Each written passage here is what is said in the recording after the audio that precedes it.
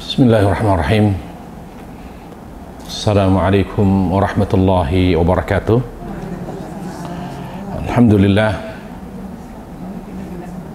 Alhamdulillahi rabbil alamin, wal aqibatu lil muttaqin, fala udwana illa 'alal zalimin. Wassalatu wassalam ala Rasulillah wa ala alihi wa sahbihi wa man tabi'ahu bihudahu ila yaumiddin. Amma ba'd. Alhamdulillah, kita bersyukur kepada Allah Subhanahu wa ta'ala agar kita fokus kepada ibadah dan agar kita senantiasa istiqomah, maka kita harus selalu berupaya untuk menjadikan diri kita syukur. Tidak akan ada istiqomah, tidak akan ada ibadah dalam hidup kita kalau kita tidak fokus kepada syukur. Karena itu jalannya syukur. Kita ingin menghambakan diri kepada Allah, jalannya bersyukur pada Allah. Kita ingin istiqomah, jalannya juga bersyukur pada Allah Subhanahu wa ta'ala. Bersyukur kepada Allah Jalla wa'ala merupakan kunci taufik. Ketika kita bersyukur, maka Allah Jalla wa'ala akan selalu memudahkan kita untuk selalu berbuat baik. Alhamdulillah, pada kajian kita pada hari ini kita akan melanjutkan kajian kita membahas fikih Asmaul Husna. Sangat penting kajian ini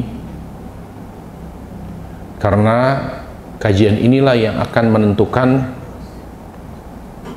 kualitas ibadah kita kepada Allah. Karena ibadah itu sendiri artinya cinta kepada Allah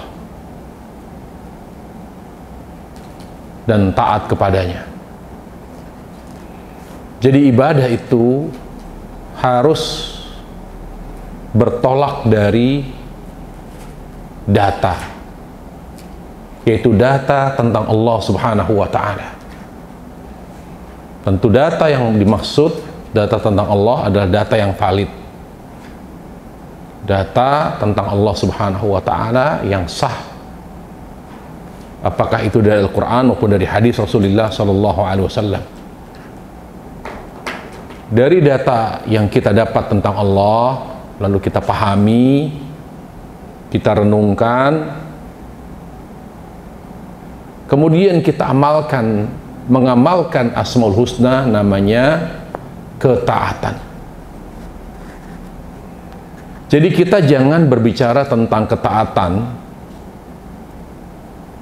jangan berbicara tentang ketaatan dan ibadah kepada Allah Jalla wa'ala kalau kita belum memiliki data tentang Allah. Orang yang tidak punya data tentang Allah disebut orang bodoh. Karena kita tidak boleh menerka-nerka tentang Allah. Allah itu harus kita dapatkan datanya dari wahyu. Tidak mungkin mendapatkan data tentang Allah dari akal, dari perasaan, dari mimpi. Makanya itu semua bukan menjadi acuan ibadah seorang hamba. Sehingga kita beribadah kepada Allah berdasarkan wahyu. Nah, kalau begitu ketentuannya, hal yang baku seperti itu, berarti kita harus memiliki data yang valid tentang Allah, yaitu data yang bersumber dari wahyu. Tinggal kita mencari, setelah mendapatkan data yang lengkap dan valid tentang Allah, baru kita pahami dan renungkan. Itu proses awalnya Setelah kita memahami dan merenungkannya, baru kita amalkan. Nah, mengamalkan Asmaul Husna namanya ketaatan. Namanya ketaatan. Taat itu artinya menjalankan perintah dan meninggalkan larangan. Itu taat. Atau dengan kata lain, taat itu artinya mengikuti Rasul. Jadi sebetulnya mengikuti Rasul Shallallahu Alaihi Wasallam merupakan aplikasi seorang hamba terhadap Asmaul Husna. Itulah hakikat atau substansi dari mengikuti Rasul, mentaati Rasul. Karena mungkin ada salah satu bagian dari ketaatan menurut kita gitu ya, klaim kita, tapi ternyata tidak sejalan dengan Asmaul Husna. Tidak mungkin. Jadi ketaatan yang sempurna, ketaatan seorang hamba yang sempurna itu ditentukan oleh Asmaul Husna.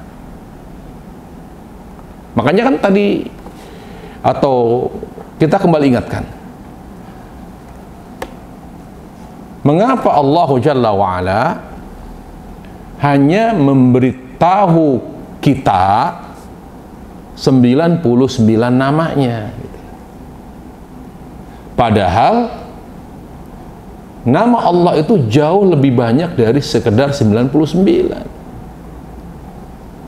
Dan Nabi menyebutkan, inna lillahi tis'atan wa tis'ina asman man ahsaha dakhal jannah. Allah memiliki 99 nama. Ini satu sisi. Barang siapa yang menghitungnya, maka dia akan masuk surga. Menghitung di situ artinya mempelajari, memahami, merenungkan dan mengamalkan. Itu arti menghitung. Jadi ujung dari menghitung Asmaul Husna yang tadi maknanya saya jelaskan adalah surga. Tapi di sisi lain menghitung begini, tapi maksud menghitung itu mempelajari, memahami, menghayati, mengamalkan. Ya. Menghitung tuh apa? Pastikan ini nama Allah, hitung, pastikan itu menghitung tuh. 99. Lalu kita pelajari, kita pahami, kita hayati, kita amalkan. Itu namanya menghitung. Tapi di sisi lain, Rasul malah berkata apa? As'aluka bikulli ismin huwa lak sammaita bihi nafsak aw anzaltahu fi kitabik aw 'allamtahu ahada min khalqik aw ista'tharta bihi fi 'ilmil ghaibi 'indak. Ya Allah, aku mohon kepadamu dengan semua namamu yang engkau turunkan ke dalam kitab sucimu, yang engkau ajarkan kepada salah seorang dari hambamu. Nah, terakhir apa kata Nabi? Dan aku memohon kepadamu dengan namamu yang engkau rahasiakan dari kami. Jadi ada nama Allah yang diberitahu, ada nama Allah yang dirahasiakan. Nah, pertanyaannya, kenapa yang diberitahu oleh Allah hanya 99 nama? Gitu. Jadi sebetulnya 99 Asmaul Husna itu tidak perlu kita hafal, karena tidak ada perintah. Yang dimaksud di hadis itu diamalkan, tapi sebelum itu dipahami, dihayati, diamalkan. Itu yang ditanya oleh Allah. Yang dihafal itu dalil, karena Asmaul Husna bukan dalil. Yang dihafal itu apa?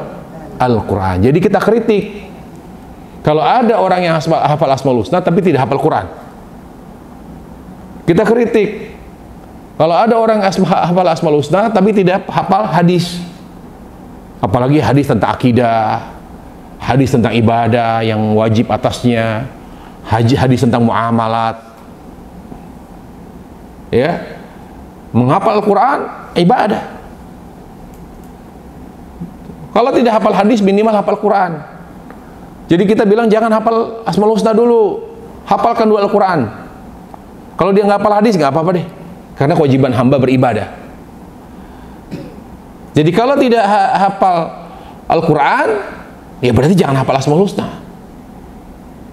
Karena yang diminta oleh Allah dari Asmaul Husna bukan dihafal, dipahami dan diamalkan.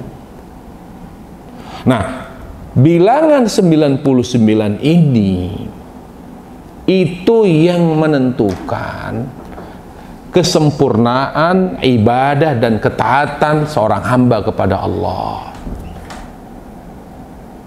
Makanya kita wajib memahami 99 nama Allah tersebut. 99 ini yang menentukan kualitas ibadah dan ketaatan kita kepada Allah. Jadi misalnya kita hanya mengacu kepada separohnya, misalnya 50 lah, maka ibadah tidak sempurna, ketaatan pun tidak sempurna. Karena ketaatan itu ya notabene apa? Aplikasi dari seluruh Asmaul Husna, itu ketaatan. Makanya kan disebut oleh Aisyah, akhlak Nabi itu Al-Quran.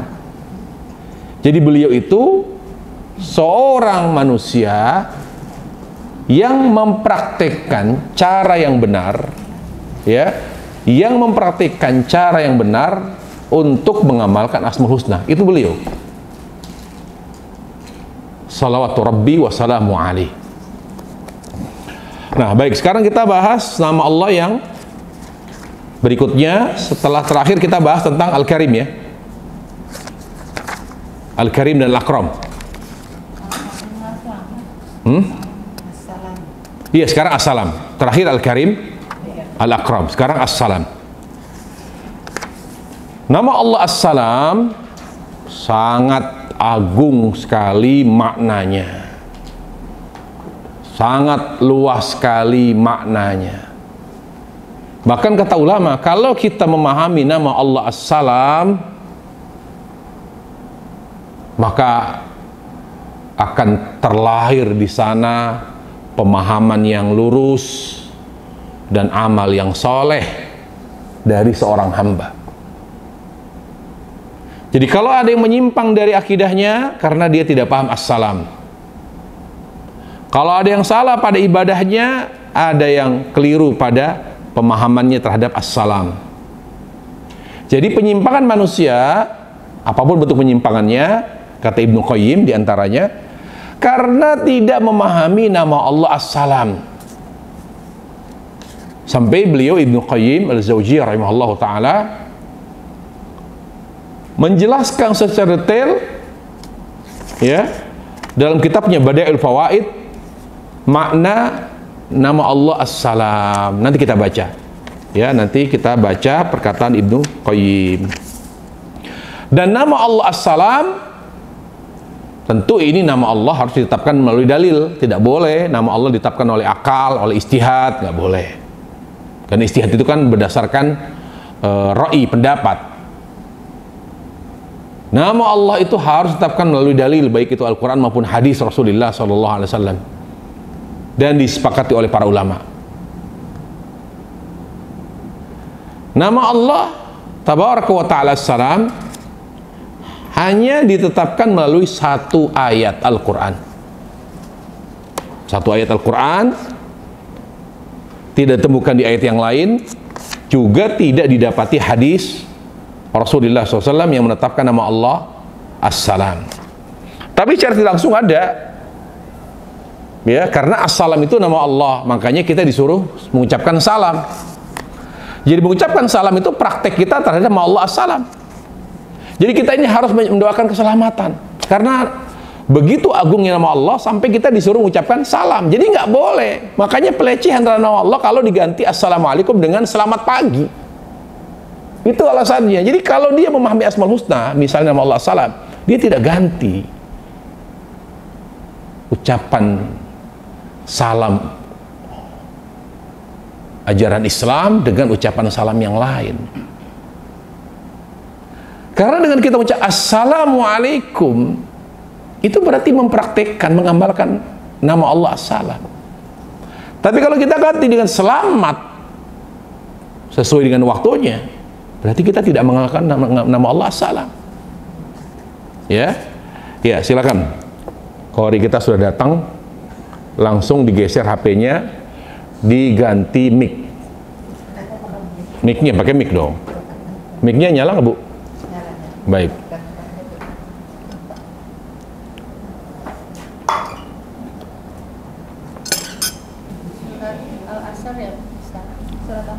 As-Salam, surah Al-Hasyr 23. Buka Bu. Ilah yang berhak disembah selain Dia, Raja yang maha suci, yang maha sejahtera, yang mengaruniakan keamanan, yang maha memelihara, yang maha perkasa, yang maha kuasa, yang memiliki segala keagungan, maha suci. Allah dari apa yang mereka persekutukan. Surat An-Nasr ayat 23.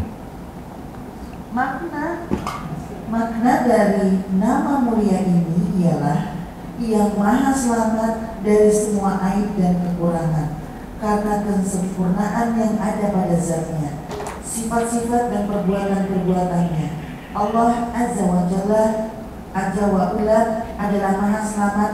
Jalla wa ala, bukannya wa ala. Kalau ula itu nama kue di pasar, ula. Nah, wa ala, jalla wa ala. Jalla wa ala. Nah, ala itu tinggi. Kalau ula nggak tahu saya apa artinya ula. Ulekan kali. Allah Jalla wa ala adalah maha selamat lagi maha dari segala tinjauan. Maha selamat pada zatnya dari semua aib dan kekurangan yang digambarkan oleh dugaan. Maha selamat pada sifat-sifatnya dari seluruh aib dan kekurangan. Dan maha selamat pada perbuatan-perbuatannya dari semua aib dan kekurangan, kejahatan dan kezaliman, serta dari perbuatan yang terjadi tanpa dasar hikmah.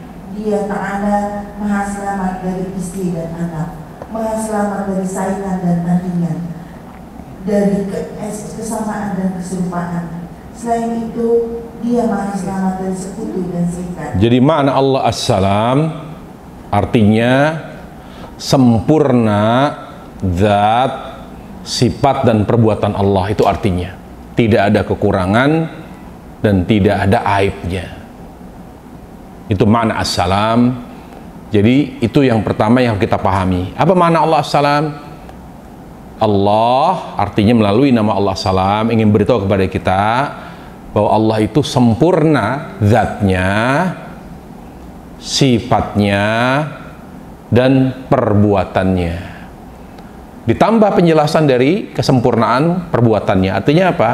Bukan hanya tidak ada kekurangan, tidak ada kesalahan, Allah tidak mungkin berbuat zalim. Tidak mungkin ada kezaliman dan keburukan pada perbuatannya. Kenapa tidak mungkin? Karena As-Salam. Artinya Allah maha sempurna dengan perbuatannya. Jadi kalau ada misalnya ditakdirkan, ya, kita misalnya, saya sering ingatkan, pahamilah takdir dengan baik, gitu lah. Karena takdir itu terkait dengan perbuatan Allah Jalla wa'ala, perbuatan Allah yang maha sempurna, gitu lah. Ya, perbuatan Allah Tabaraka wa Ta'ala ada yang bersifat kauni, ada yang bersifat syar'i. Misalnya Allah biarkan, Allah misalnya sekarang yang kita lihat nih, misalnya Allah biarkan dengan perbuatannya, Allah biarkan warga Palestina terzalimi. Itu namanya kauni, karena hikmah, bukan karena Allah ingin mereka sengsara, bukan. Ada hikmah di balik itu. Tapi secara syar'i Allah marah ketika hambanya yang beriman dianiaya, gitu. Allah biarkan terjadi karena hikmahnya, karena hikmahnya. Tapi secara syar'i, karena syar'i itu artinya apa? Hal yang terkait dengan keridhaan dan kemurkaan Allah Tabaraka wa Ta'ala. Nah, jadi kalau bicara perbuatan Allah, gak ada yang salah. Allah biarkan adanya peperangan, korban jiwa yang begitu banyak yang tidak bersalah sama sekali. Apakah kita sedih? Sedih. Ada hikmah di sana, di mana kita ditegur untuk saling misalnya mengevaluasi diri kita. Setiap negara harus saling kompak antar negara Islam. Itu semua ada evaluasi. Karena kalau tidak ada masalah, tidak ada evaluasi, tidak ada introspeksi diri. Karena ada masalah pasti ada sebab. Ada kesalahan, dan kesalahan itu oleh sebab kesalahan manusia. Ada hikmah di sana. Hikmahnya adalah diantaranya teguran Allah bagi saudara muslim yang lain. Nah, itu tadi. Makanya para jemaah sekalian, tidak ada alasan bagi kita kalau Allah itu as-salam untuk berburuk sangka kepada Allah. Nggak ada alasan. Semua keburukan yang mana dulu nih? Kalau keburukan itu ada dua. Makanya takdir, ada takdir baik, takdir buruk. Kalau kita berangkat dari nama Allah as-salam ya, ada keburukan yang bersifat relatif. Ya, apakah zalim? Tidak, karena relatif. Tidak bisa kita menjas ya bahwa Allah itu zalim, karena relatif. Seperti misalnya apa? Kemiskinan, seperti sakit. Itu buruk bagi manusia, tapi tidak buruk bagi Allah. Dengan miskin, dia belajar sabar. Dengan miskin, dia terhindar dari banyak maksiat. Karena ada orang bermaksiat karena punya uang. Ada juga yang tidak berani bermaksiat, bukan karena tidak mau, tapi karena nggak punya uang, karena nggak punya duit untuk bermaksiat. Jadi, kemiskinan itu banyak sekali manfaatnya. Jadi takdir buruk yang bersifat relatif tidak bisa dijas bahwa dia itu buruk yang datang dari Allah, keburukan datang dari Allah, tidak bisa. Semua takdir yang bersifat relatif, buruknya relatif, maka bisa kita katakan buruk bagi manusia, tapi tidak buruk bagi Allah, karena Allah punya hikmah. Ada alasan, ada hikmah di balik semua itu. Tapi kalau buruk yang murni, tidak mungkin. Tidak mungkin Allah menimpakan keburukan yang murni kepada hambanya. Karena Allah melepas semua itu kepada hambanya. Dia yang memilih. Misalnya, Allah Jalla wa'ala menciptakan kekufuran. Kan gitu. Apakah Allah yang membuat orang kafir? Tidak. Allah hadirkan kufur, Allah letakkan di alam semesta, di alam ini, di dunia ini.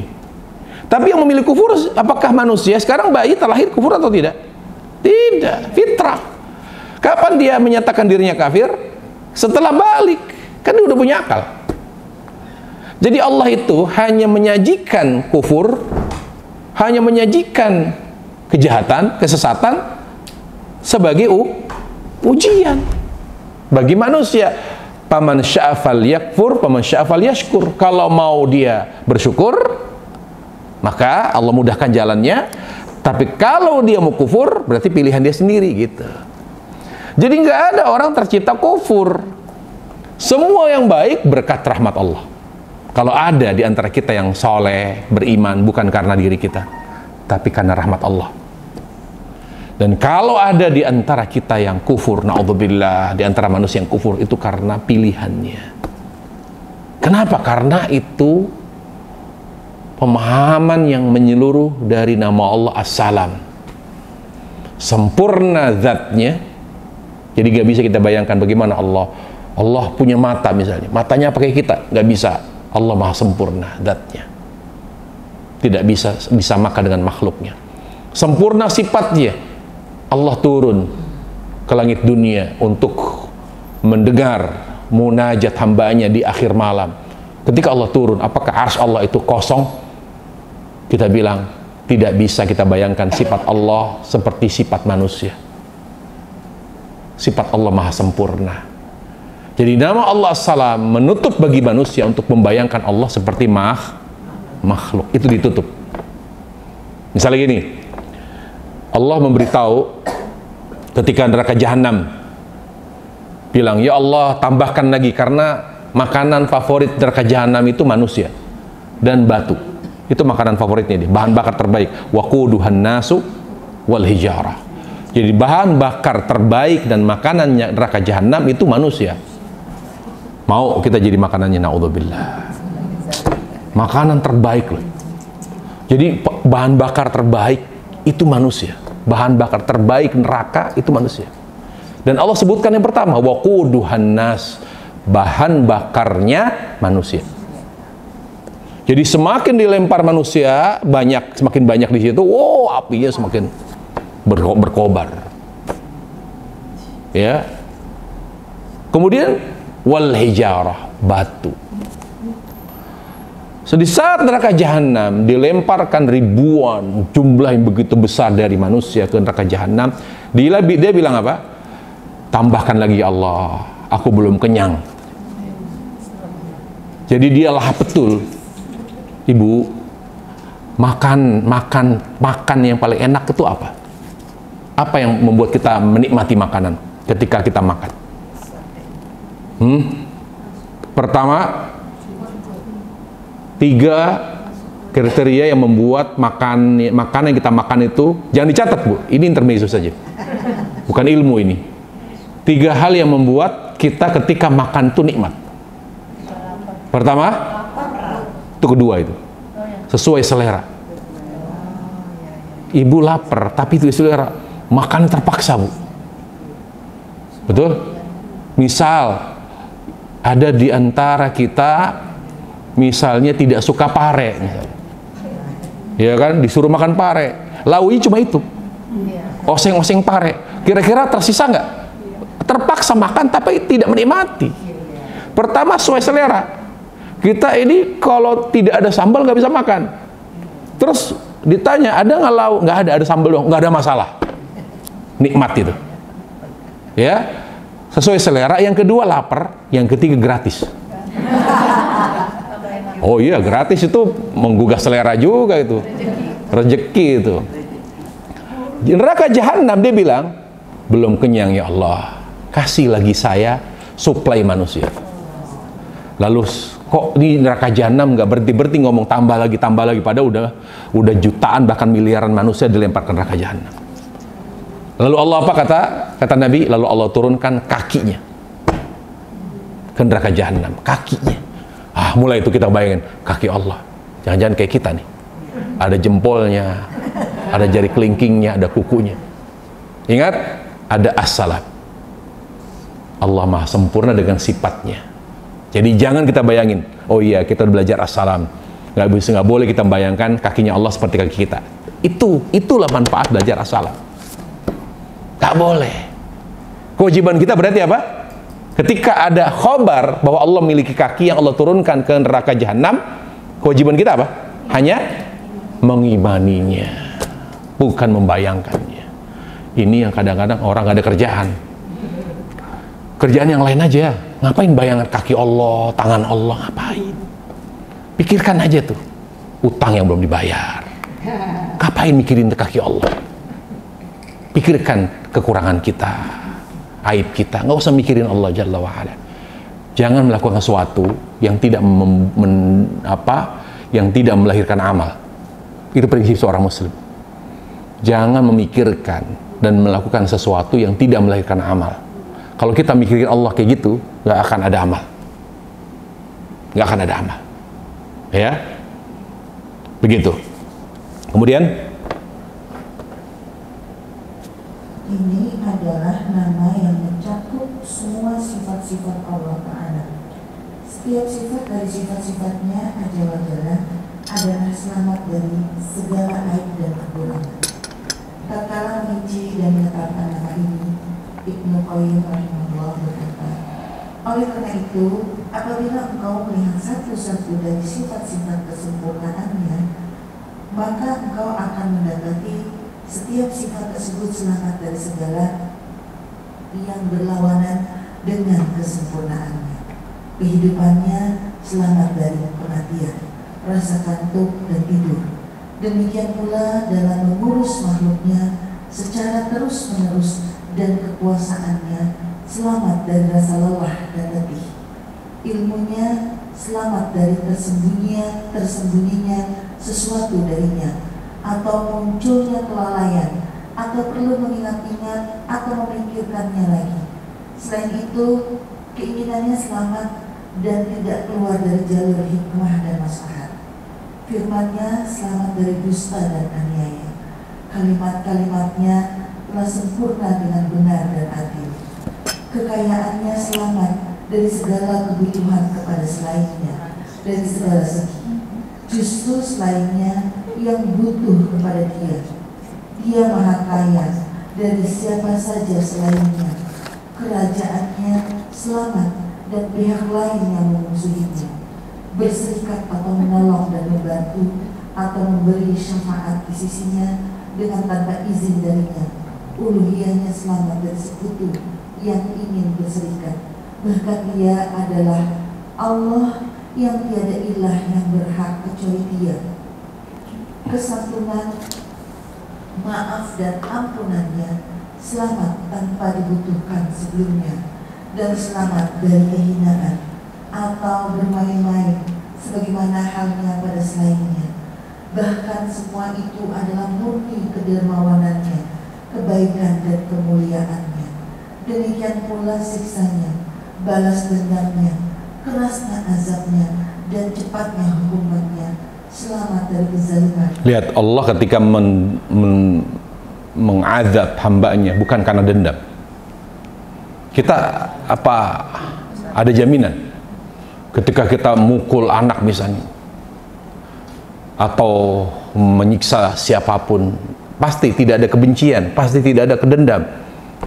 Allah itu ketika mengazab tidak ada kezaliman, karena keadilan. Kalau sudah habis kesalahannya, selesai azabnya. Itu jaminan dari Allah. Makanya kalau ada orang mendapatkan nikmat karena rahmat Allah Jalla wa'ala, kalau ada orang mendapatkan azab karena keadilan, karena kesalahannya. Makanya Allah itu menyediakan neraka sebetulnya bukan untuk orang beriman. Neraka itu Allah ciptakan untuk orang kafir, untuk orang munafik. Karena di sana akhirnya khilaf para ulama, berbeda pendapat. Berbeda pendapat ulama apa? Apakah ada neraka bagi orang beriman? Kalau ada, apakah kalau orang-orang beriman sudah pindah dari neraka yang mereka huni sementara, pindah ke surga, apakah neraka ini punah atau tetap ada? Itu khilaf. Kan ada dua neraka. Neraka orang kafir yang abadi, ada neraka orang neraka orang beriman sifatnya apa? Sementara, tempat transit. Kalau sudah habis semua dosa-dosa mereka dilebur oleh neraka, mereka pindah dong ke surga. Nah, neraka ini masih ada, masih diperlukan atau ditiadakan aja? Khilaf. Makanya ada masalah al-mas'alatu bifana'in nar, masalah tentang kepunahan neraka. Itu panjang sekali perbedaan pendapat ulama. Sampai begitu. Apa pesannya? Artinya Allah itu menyajikan neraka sebetulnya bukan untuk orang beriman. Sebetulnya neraka bagi orang beriman itu hanya untuk membersihkan hati, untuk membersihkan jiwa mereka. Nah, makanya Allah menyediakan Allah Jalla wa'ala menyediakan, coba perhatikan, ada sekitar 7 pensuci jiwa dari kotoran dosa. 4 di dunia, 1 di barzah, 1 di mahsyar, terakhir di akhirat. Jadi sebelum manusia dibersihkan, manusia yang beriman dibersihkan kotoran dosanya di akhirat, Allah menginginkan dibersihkan aja dulu di dunia. Jadi tidak perlu lagi dibersihkan di alam kubur, di mahsyar, apalagi di neraka, nggak perlu. Allah tidak menginginkan itu. Apa saja pembersih hati dan jiwa manusia yang beriman dari kotoran dosa di dunia? 4, taubat, istighfar, amal soleh, musibah. Yang pertama taubat. Semua kotoran dosa akan dihapus oleh Allah Jalla wa'ala melalui taubat. Kata Nabi alaihissalam, at-taubatu tajubu ma qablah. Taubat itu menghapus seluruh dosa yang lalu. Kemudian istighfar menghapus dosa kecil. Taubat, istighfar, amal soleh. Makanya tidak semua orang harus mendapatkan musibah. Kalau sudah terjadi musibah, itu sebagai pelebur dosa. Orang Islam kok hidupnya baik-baik aja? Berarti dia sebelum datang musibah karena dosa, dia sudah bertobat, dia sudah beristighfar, dia sudah beramal soleh. Jadi Allah tidak perlu menghapus dosanya dengan musibah. Bisa dipahami? Tidak selalu dilebur dosanya, dibersihkan hatinya oleh musibah, tidak selalu. Karena ada orang yang keluarganya baik-baik saja, usahanya baik, keluarganya baik, kok nggak ada ujiannya ya? Oh, kan kita nggak tahu. Pasti dia bertobat, pasti dia beramal soleh. Ingat, musibah itu Allah timpakan kepada kita, itu solusi terakhir. Kalau Allah dapati kita dekat dari taubat, kalau Allah dapati kita banyak istighfar dan banyak beramal saleh, Allah tidak menginginkan kita dihapus dosa kita melalui musibah. Kecuali kita lalai dari taubat, dari istighfar, amal saleh, dengan rahmatnya Allah tidak ingin kita diadab di kubur, Allah kasih kita musibah. Itulah terjemah, itulah makna kenapa musibah bukti sayang Allah kepada kita. Kenapa? Kenapa musibah? Kata Nabi alaihissalam, idza aradallahu bi'abdin khaira yusib min. Kalau Allah sayang kepada hambanya, Allah timpakan musibah. Gitu. Kenapa begitu? Supaya kita tidak perlu dibersihkan hati kita dan jiwa kita dari kotoran dosa di alam kubur. Karena azab kubur jauh lebih menderita, jauh lebih menyiksa daripada musibah dunia. Gak ada apa-apanya itu musibah dunia, seberat dan sebesar apapun musibah dunia. Jadi itu sudah kasih sayang Allah. Makanya kalau orang kasih musibah, jangan bermusangka kepada Allah, masih lebih ringan. Justru Allah sayang supaya kita di alam kubur tidak perlu disiksa di alam kubur, tidak perlu lagi mendapatkan adab kubur karena sudah dibersihkan oleh Allah. Makanya kata Nabi alaihissalam, hatta yalqallaha wa laysa alaihi khati'ah. Dia Allah dapati taubat kita sangat minim, istighfar kita sangat jarang, amal soleh kita juga sangat memprihatinkan. Maka Allah ingin menyelamatkan kita dari adab kubur, mahsyar, apalagi neraka. Allah timpakan kita musibah. Musibah lagi, musibah lagi, musibah lagi. Apa kata Nabi? Supaya dia meninggal tidak bawa dosa. Hatta yalqallahu wa laysa al-khati'ah. Kalau kita ridho. Nggak ridho pun tetap dihapus dosanya. Luar biasa, itulah Allah. Makanya ibu kenal Allah atau tidak? Kenal. Kalau kenal, musibah menimpa kita, walaupun kita tidak sabar, tetap menghapus dosa. Tapi kalau kita sabar, baru pahala Allah kasih. Baru dirangkat derajat kita. Jadi pahala dan pengangkatan derajat diberikan oleh Allah setelah sabar. Kalau belum sabar dan ikhlas, hanya menghapus dosa. Itu pun sudah luar biasa. Misalnya, kenapa ya Allah saya dikasih sakit ya Allah, nggak kuat, kenapa ya? Nggak ikhlas, tetap penderitaan seorang muslim mukmin dengan penyakitnya menghapus dosa. Semakin parah, semakin banyak dosa yang dihapus. Padahal dia tidak ikhlas. Kurang sayang apa Allah sama kita? Setelah dia sabar, ya Allah saya ikhlas. Tidak perlu lagi saya mengeluh. Tidak perlu lagi saya berburuk sangka kepada Allah, maafkan aku ya Allah. Mulai itu, argo pahala jalan. Baru Allah angkat derajat kita. Dinormalkan seperti fitrah lagi. Setelah kapan? Setelah sabar. Begitu sayang Allah kepada kita. Cuma kita yang kurang berterima kasih dan bersyukur kepada Allah Subhanahu wa Ta'ala. Ya. Kemudian tadi, azab kubur itu membersih dosa.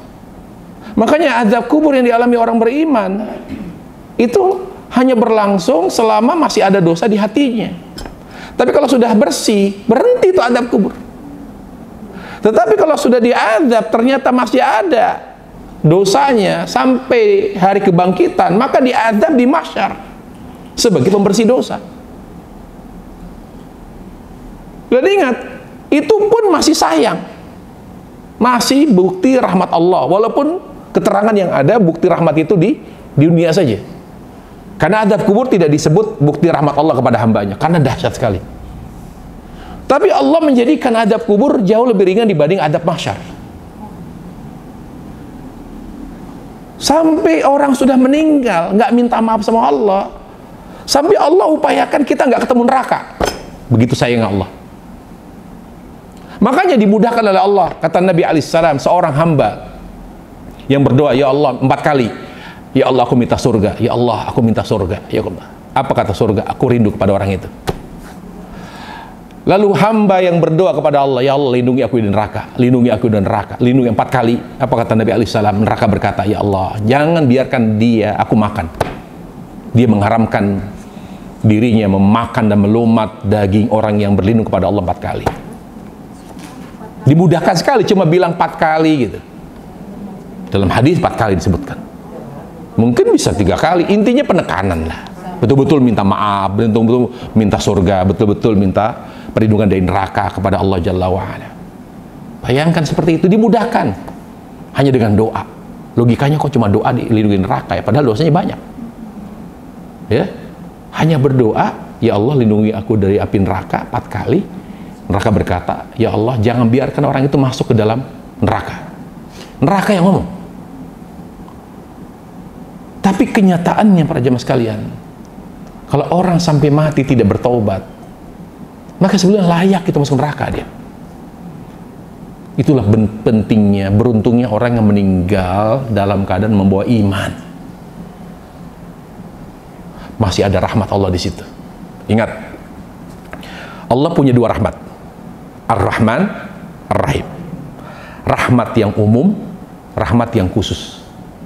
Tafsir dari Rahman, Ar-Rahim banyak. Rahman itu kasih sayang Allah berikan kepada orang beriman dan orang kafir, dan semua hewan makhluk dikasih di sini. Tapi Ar-Rahim, rahmat yang Allah berikan kepada orang beriman saja. Khusus. Apa itu? Ketenangan, keberkahan, kebaikan itu. Makanya orang kafir kaya pasti nggak ada ketenangan dia. Tidak ada keberkahan. Apa itu berkahan? Dekat dari kebenaran dan kebaikan, itu berkah. Kalau orang kafir, ya kata Allah Subhanahu wa taala, innama numli lahum, aku biarkan tambah kaya supaya tambah jauh dari kebenaran dan kebaikan.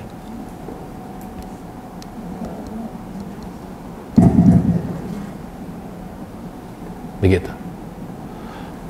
Lihat rahmat Allah yang umum dan khusus.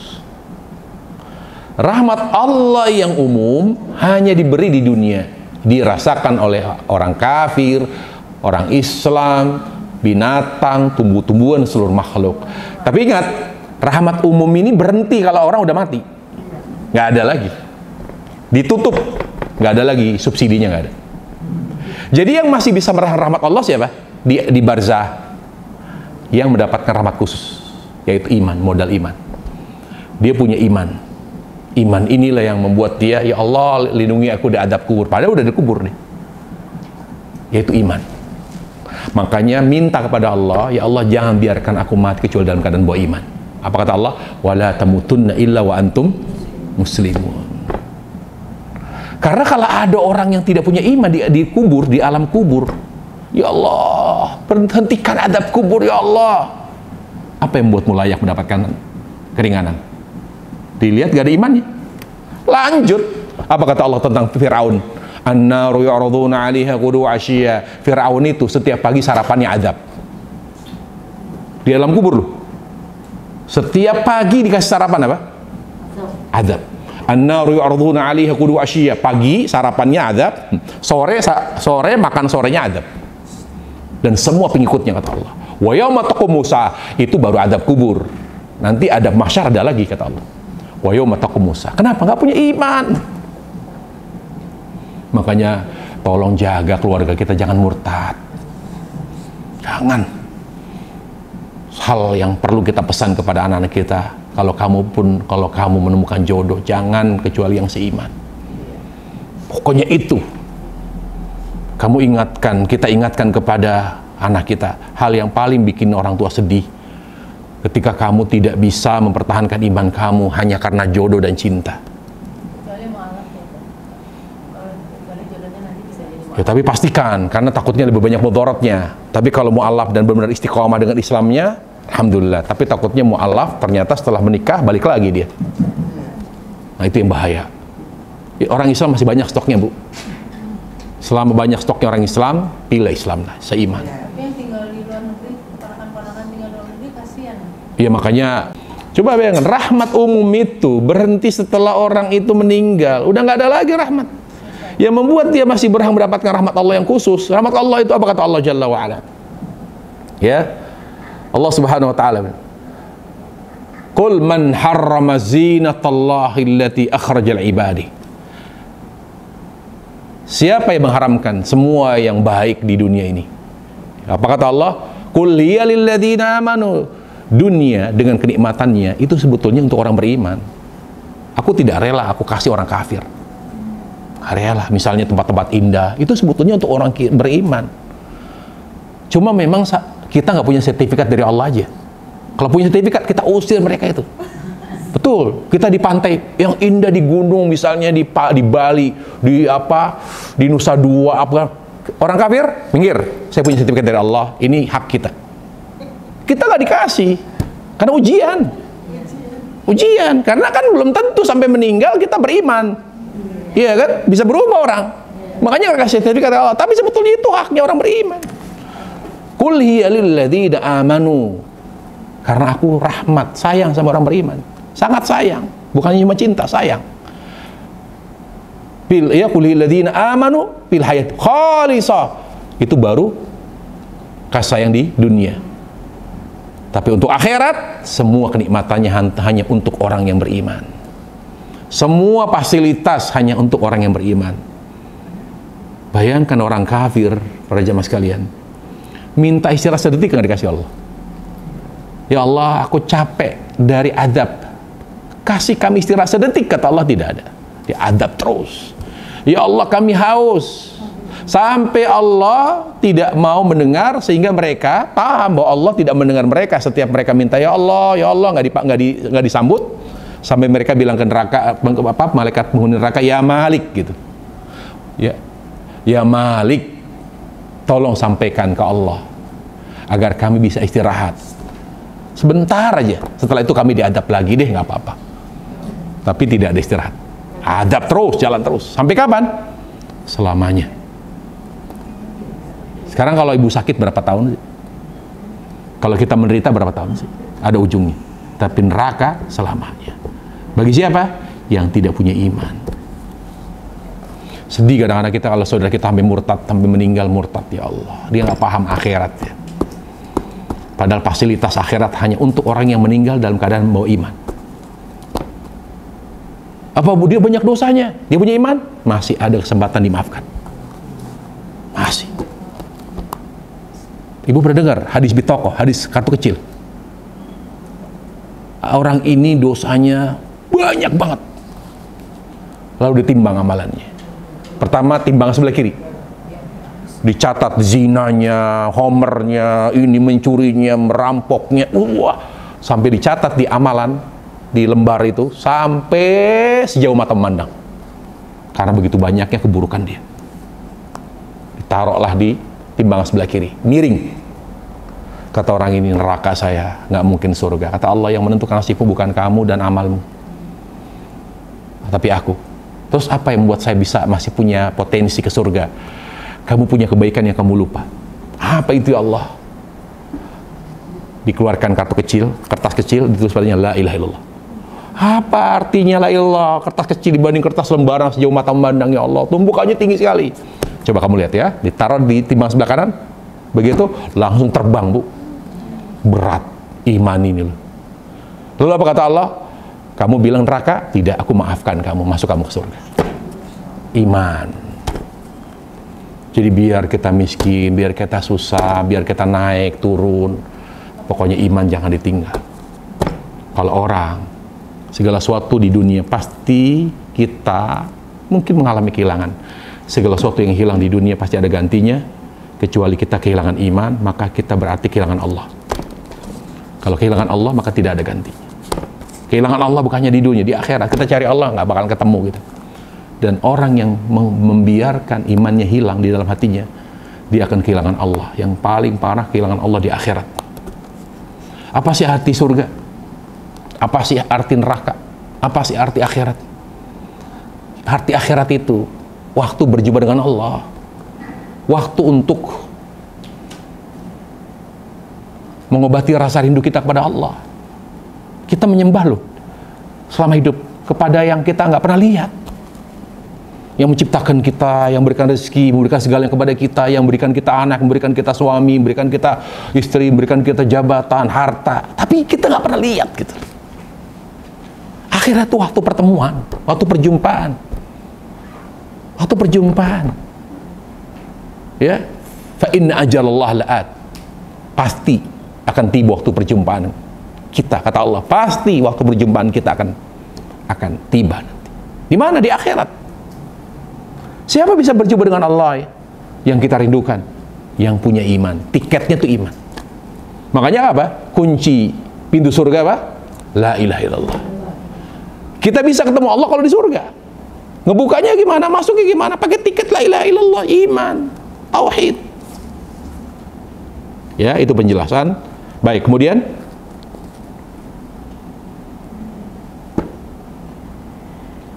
kebaikan dan kemuliaannya, demikian pula siksanya, balas dendamnya, kerasnya azabnya, dan cepatnya hukumannya, selamat dari kezaliman atau balas dendam, atau kasar dan keras.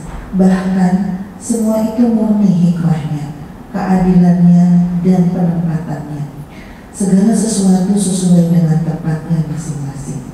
Dengan semua itu, Allah Ta'ala berhak mendapatkan pujian dan sanjungan, sebagaimana Dia berhak mendapatkan semua itu lantaran kebaikan, pahala, dan segala kenikmatannya.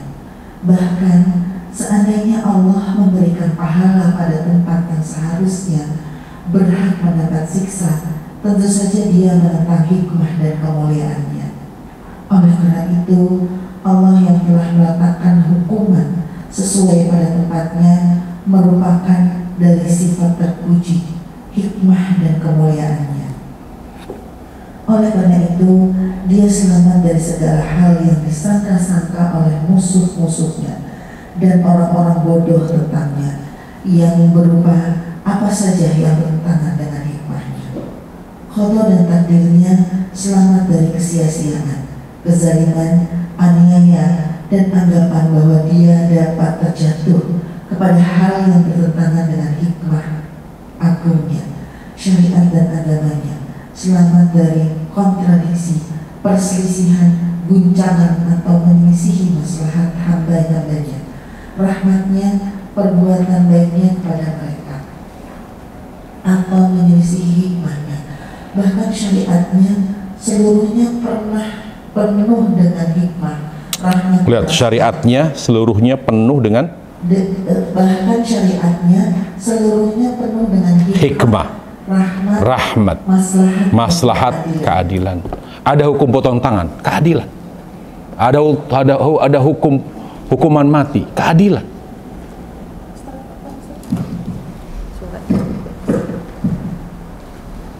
Jadi semua syariat Allah yang sesuai dengan apa yang dibawa Nabi alaihissalam, tidak dikurangi, tidak ditambah, akan berubah di antara empat tadi, hikmah, rahmat, maslahat, kalau dirubah atau diganti. Jadi syariat Allah yang utuh, syariat Allah Jalla wa'ala yang kita terima sesuai dengan apa yang diwariskan Rasulullah SAW, semuanya hikmah, rahmat, maslahat, dan keadilan. Ini perlu ini perkataan Ibnu Qayyim ya, dicatat. Jadi jangan Islam kok kaku ya, itu oknum, dia tidak paham dia. tidak memahami, salah dalam mengamalkan. Islam itu nggak ada yang salah, maslahat, hikmah, rahmat, keadilan. Tidak keluar dari 4 tadi.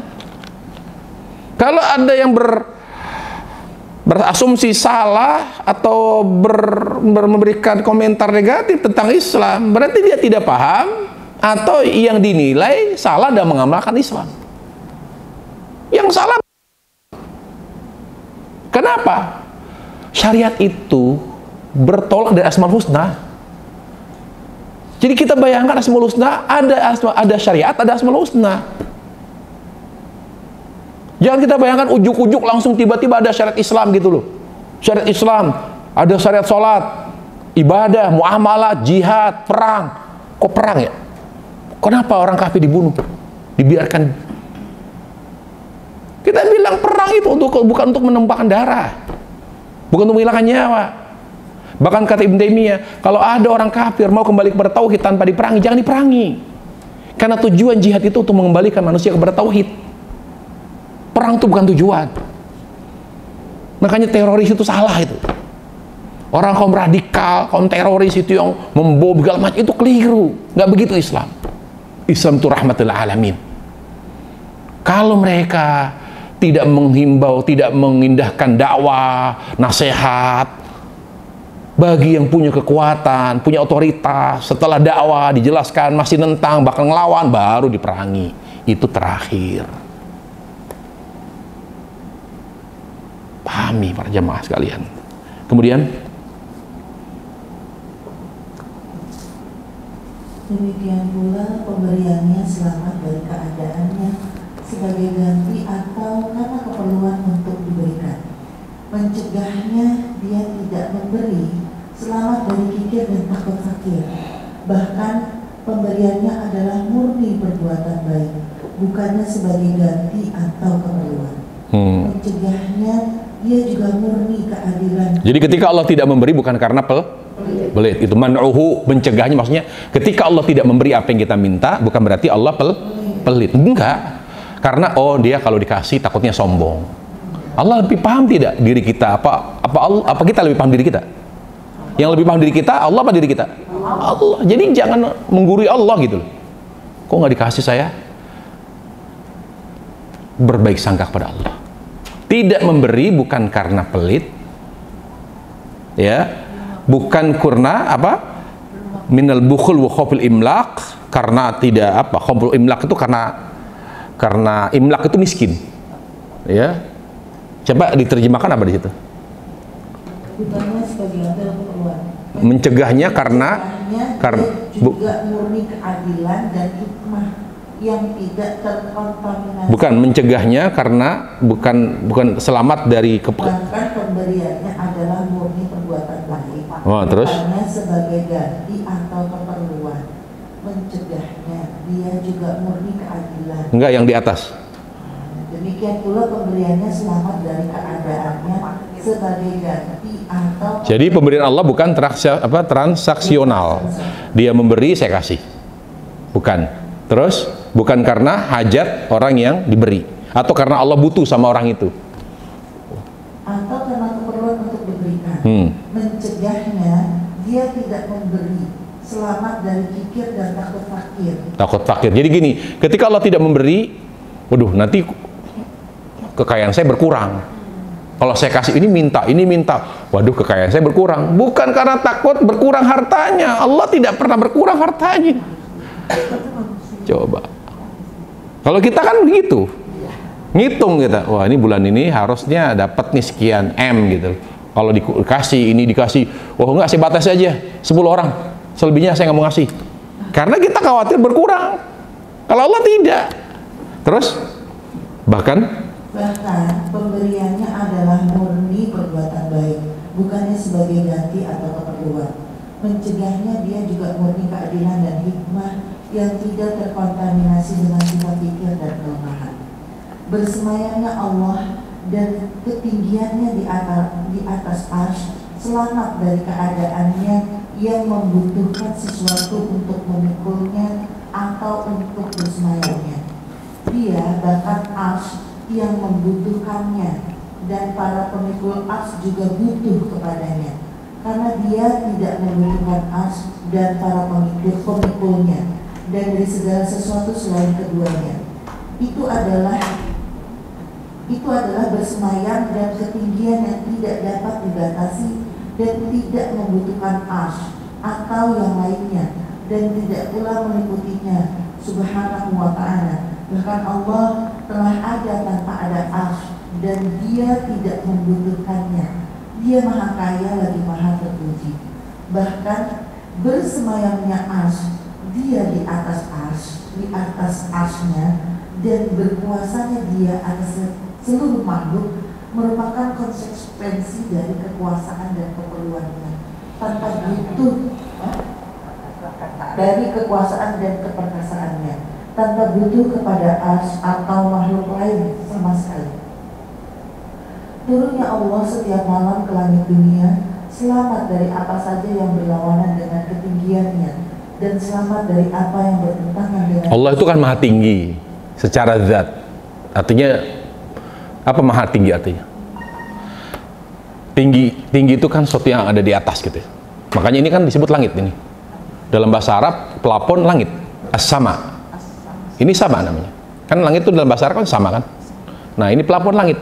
Segala yang tinggi namanya dalam bahasa Arab as-sama.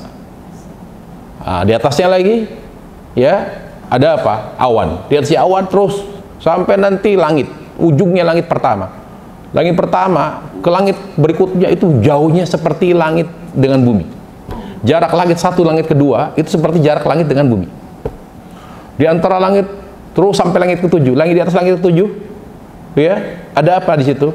Ada Sidratul Muntaha. Sidratul Muntaha, di atas Sidratul Muntaha ada apa? Ada samudra, lautan. Di atas sana ada samudra, ada lautan. Di atas lautan ada apa? Ada arsy.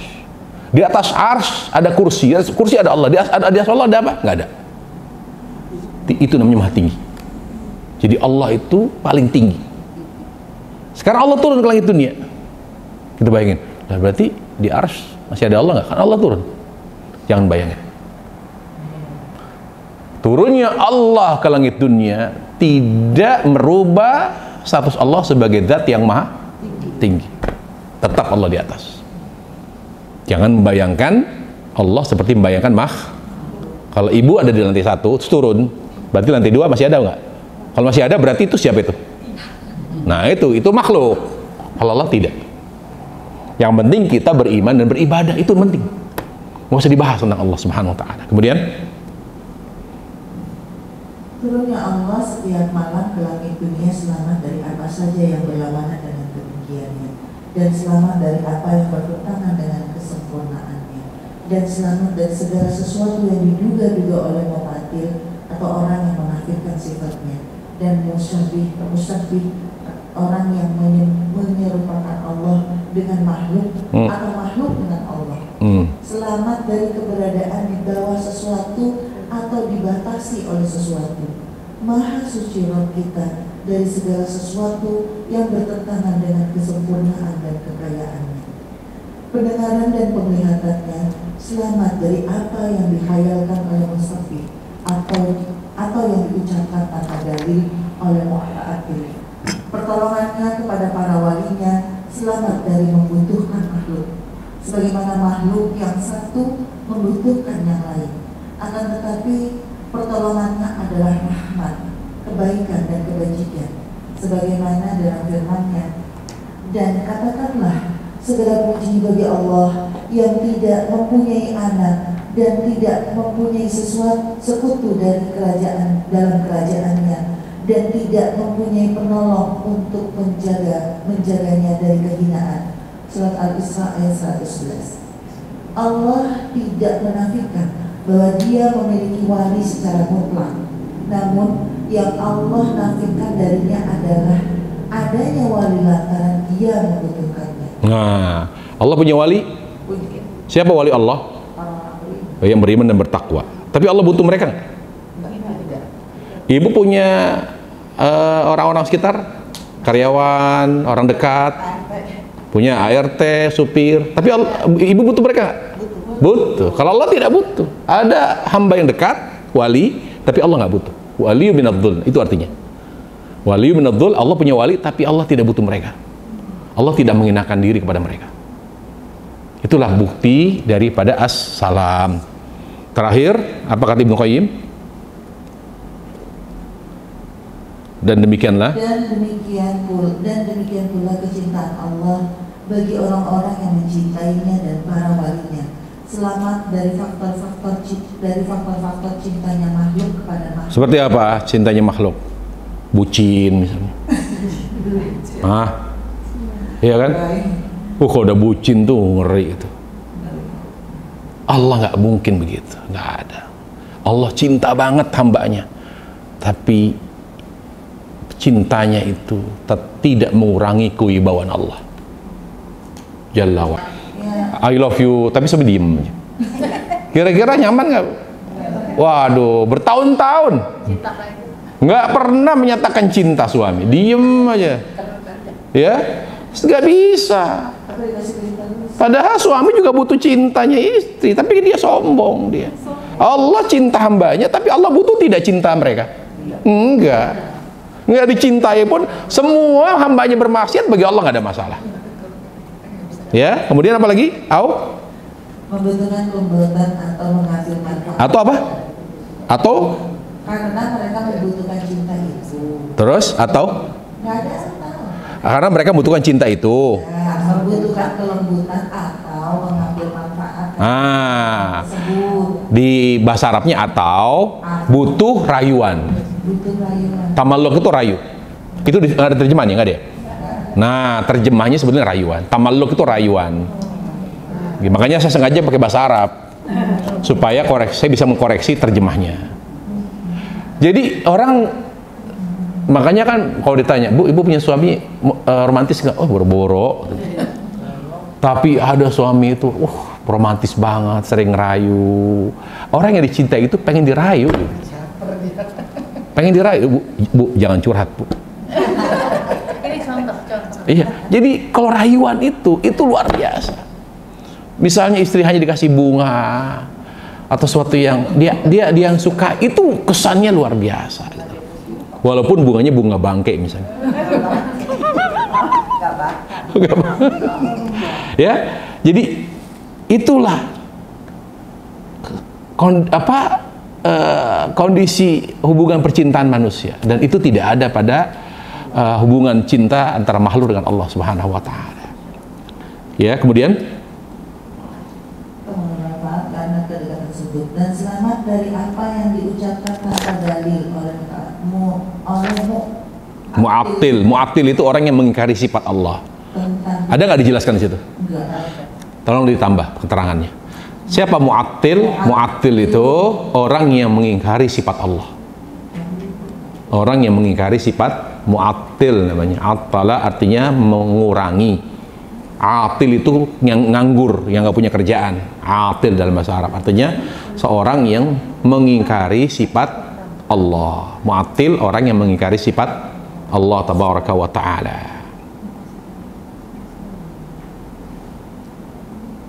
Terus? Demikian pula apa yang Allah sandarkan kepada dirinya seperti tangan dan wajah, maka semua itu selamat dari apa yang digambarkan oleh musabbih atau diucapkan dengan tanpa dalil oleh mu'attil. Kemudian beliau rahimahullah menutup pengakuan sempurna tersebut dengan ucapannya. Oleh karena itu, renungkanlah bagaimana namanya as-salam mencakup segala sesuatu yang disucikan darinya. Tabaraka wa ta'ala. Berapa banyak orang yang telah hafal nama tersebut, tetapi ia tidak mengetahui apa yang diucapkan oleh nama itu yang berupa rahasia-rahasia dan kandungan-kandungan makna. Lihat, itu ya tujuan kita mengkaji Asmaul Husna, untuk mengungkap rahasia dan makna di balik setiap nama Allah. Ya, Tabaraka wa ta'ala sudah kita buka sebagiannya, sebagian rahasia atau makna daripada nama Allah As-Salam.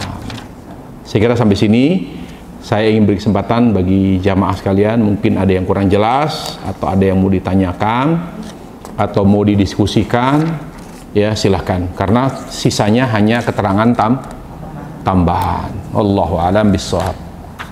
Ya silahkan, ada yang mau tanya, silahkan Bu. Waalaikumsalam warahmatullahi wabarakatuh.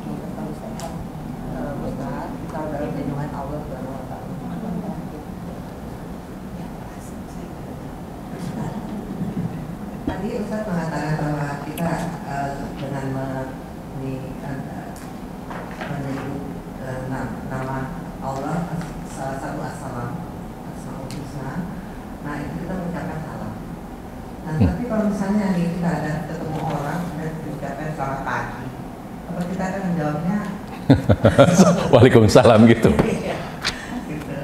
Kadang juga dengan orang lain, orang kafir misalnya, mereka harus jawab gitu. Terima kasih. Jadi ucapan salam dalam Islam itu hanya diberikan kepada orang yang Islam atau orang Islam, atau kepada orang kafir yang mengucapkan salam kepada kita. Jadi kita hanya jawab, tapi kita tidak boleh mengucapkan salam Islam ya kepada orang kafir, tidak boleh. Kata Nabi alaihi salam, "Fala tabda'uhum bisalam." Jangan mulai mengucapkan salam kepada orang yang tidak Islam. Nah, bagaimana kalau misalnya ada orang mengucapkan selamat pagi gitu kepada kita? Kalau dia Muslim, kita perbaiki, kita koreksi, Assalamualaikum gitu. Tapi kalau kita ketahui dia non Muslim, ya kita balas sesuai dengan ucapan selamat dia. Selamat pagi, gitu. Kalau kita tahu dia non Muslim. Kalau dia Muslim, jangan dibiarkan dijawab. Tapi apa? Assalamualaikum. Misalnya satpam di perusahaan, di kantor, selamat pagi Bu, Assalamualaikum, gitu, dikoreksi dong, supaya dia tidak melestarikan, membudayakan ucapan selamat yang bukan dari Islam, gitu. Jadi kita kita jawab, kok boleh dibiarin, justru diingatkan, tapi jangan, sini Pak, saya ingetin Pak ya, ucapan itu bukan Islami, jangan. Tapi cara memperbaiki dengan Assalamualaikum gitu. Jadi dia malu sendiri kan, Waalaikumsalam, nah gitu. Yang praktis aja lah, jangan terlalu ribet lah. Biasanya orang yang ribet itu baru belajar. Kalau udah belajar dan matang ilmunya, nggak ribet ya, begitu. Makanya saya misalnya di Pasar Sarjana, saya lihat orang-orang yang ilmunya baru atau itu ribet dia, dari referensi dari buku ini, begini, para ulama begini, bilang ribet amat sih. Intinya aja begini, selesai gitu.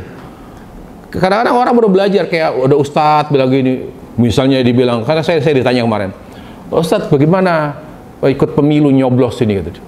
Ada ustadz bilang, ini ada ustadz bilang nih, ikut pemilu nyoblos itu sama saja mendukung demokrasi. Dia akan ditanya Allah di akhirat. Saya bilang, itu video siapa? Ini ustadznya. Oh, masih muda, dia bilang. Wajar lah, dia bilang. Suruh belajar lagi, dia bilang. Kalau dia tuntas ilmunya nggak gini jawabannya. Terlalu tinggi itu, akan ditanya oleh Allah di akhirat, siapa yang nyoblos, apalagi nanti yang dicoblos salah, jadi pemimpin yang zalim. Suruh belajar lagi dia, nggak matang. Jadi biasanya orang galak itu karena ilmunya kurang matang. Kalau udah matang, lembut, bijak, hati-hati cara bicara, nggak asal jawab, nggak boleh, dilihat dulu. Apalagi masyarakat tuh nggak butuh jawaban-jawaban gitu. Masyarakat tuh butuh dai-dai yang lembut, dai-dai yang menyampaikan sesuatu yang teduh, bukan haram, ini nggak boleh begini, astagfirullahaladzim. Makanya kayak tadi kasus tadi ya, kita sampaikan saja. Kalau dia mengucapkan selamat pagi, dia Muslim, ya kita koreksi. Assalamualaikum gitu. Udah dengan tindakan cukup, dia akan malu sendiri Bu. Pasti dijawab sama dia, Waalaikumsalam. Dalam hati, saya pengen ucapan itu, tapi kantor ini nyuruh saya, kami ini selamat pagi, selamat siang. Ya tapi dia masa dilarang membalas salam, kan boleh dong. Gitu. Ada lagi? Ya. Salam. Ustaz, di bulan Ramadan ini kan ada dosa yang tidak diampuni, yaitu salah satunya yang saya tahu yang memutuskan silaturahmi sesama Muslim atau saudara saja.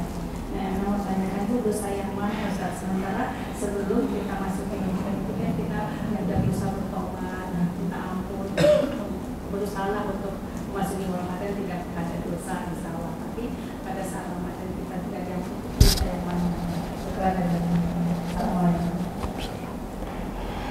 Jadi Ramadan itu kan bulan ampunan, bulan keutamaan.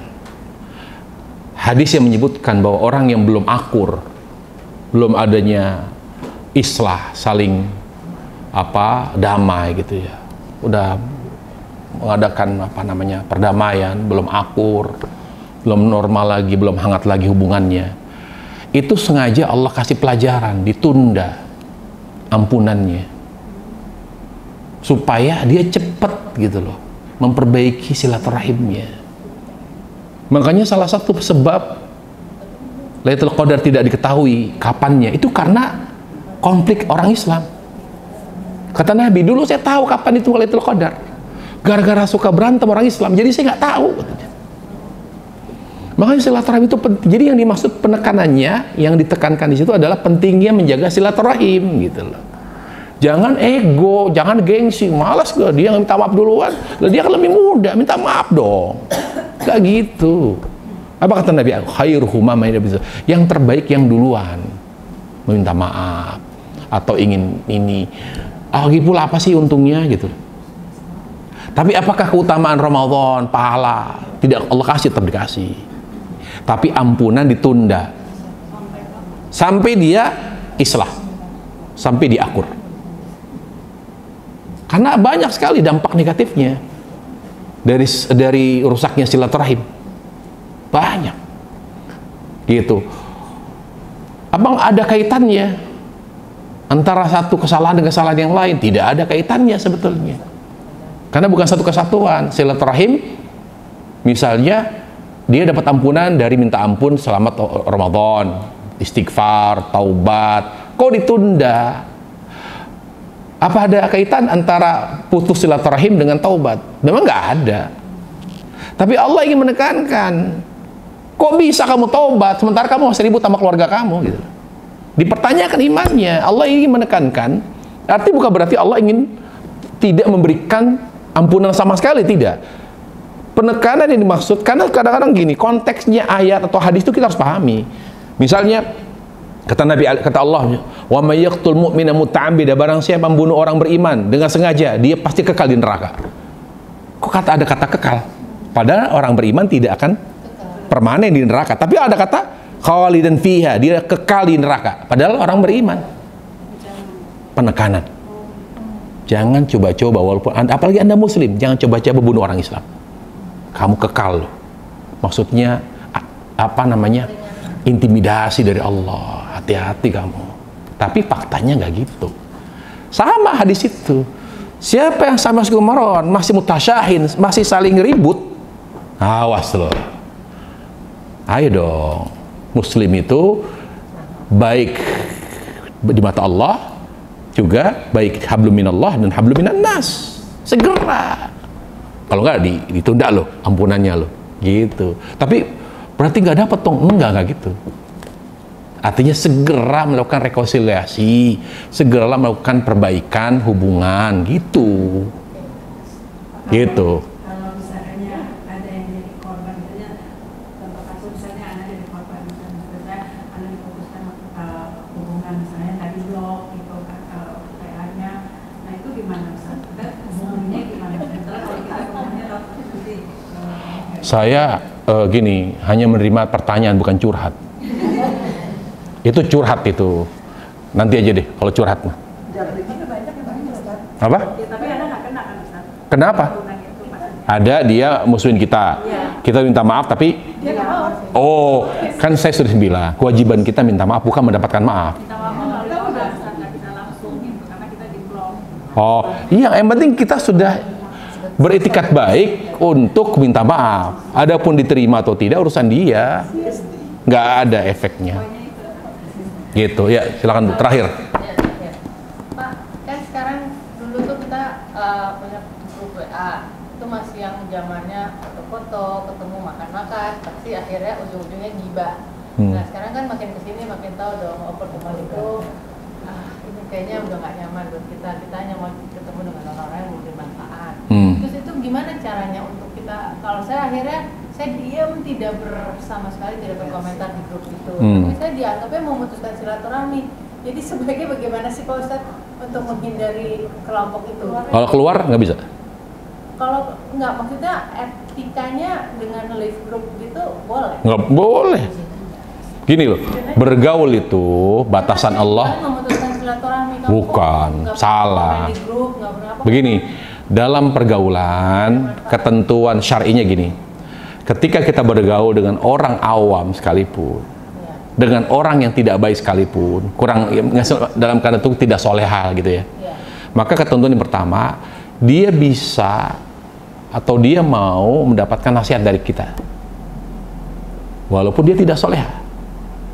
Atau ketika dia tidak mau menerima nasihat, ya, tidak mau dirubah, tapi dia mesti memberi manfaat kepada kita. Jadi kuncinya, ketentuannya memberi manfaat kepada kita, apakah itu dunia atau agama dan akhirat. Misalnya di WA gitu loh, di Japri kita, lalu sekarang bisnis apa gitu, dia masih beri manfaat, jaga hubungan dengan dia. Tapi kalau teman bergaul kita, baik secara langsung maupun tidak langsung, misalnya grup WA gitu, dia tidak beri manfaat pada kita, nggak ada manfaat, ya kan? Dikasih nasihat, nggak ada tuh nuansa agama, yang ada tadi gibah-gibah, kok begini terus, maka wajib kita tinggalkan grup itu, karena tidak ada manfaat yang kita dapatkan. Kita memberi manfaat pun nggak bisa, yang ada mudarat, berarti harus ditinggalkan. Dan itu bukan mutus silaturahim, bukan. Belum berusaha memberi nasihat atau apa sih? Saya belum pernah kayak gitu. Ya coba nasihatin dulu. Biasanya nggak laku. Kalau orang suka gibah nggak laku. Nah, ya udah leave aja. Saya punya grup alumni SD, SMP. Saya keluar sih, kok isinya begini. Karena di situ ada non-muslim juga, teman-teman SMP kan, yang pintar-pintar nih. Kan saya bego sendiri nih. Wah, pintar-pintar nih orang yang waktu SMP nih. Tapi begitu suasananya. Hah? Suasananya garis. Kenapa? Enggak begini, kok begini. Tapi padahal, oh ya silakan Ustadz ngomong. Jadi cuma guyonan doang. Jadi Ustadz ngomong silakan ngomong. Tapi kok saya lihat, wah ini akhirnya saya keluar. Nggak ada kontak lagi saya teman SMP. Nggak ada, dan harus berani. Nggak apa ini ibu bingung. Tapi kalau ada nggak ibu apa mudaratnya kalau ibu meninggalkan grup itu? Nggak live group, nggak usah live group deh, tapi di mute aja atau apa gitu masih nggak apa-apa juga ya. Tapi ibu baca nggak? Enggak sih. Nggak baca? Enggak, udah dimin aja. Oh ya udah, tapi nggak baca sama sekali. Enggak. Oh ya udah. Tapi kadang-kadang sih apa ya? Ya berarti sudah. Berarti jawabannya ibu sendiri yang jawab, jangan saya yang jawab.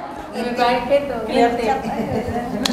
Kalau nggak ada manfaatnya, ibu tidak bisa mewarnai, tinggalkan bu. Apa sih ibu pertimbangan? Dibilanginnya saya ngambek. Enggak lah. Nggak pernah komen. Kalau menghindari penilaian orang nggak ada habis-habisnya bu. Orang semua akan menilai. Kita sebaik mungkin akan nilai orang. Ya udah, apalagi perempuan. Perempuan itu kelemahannya di mulut. Semakin lemah imannya, mulut semakin tajam. Subhanallah bihamdik, syada la ilaha illa anta, astaghfiruka. Assalamualaikum warahmatullahi wabarakatuh.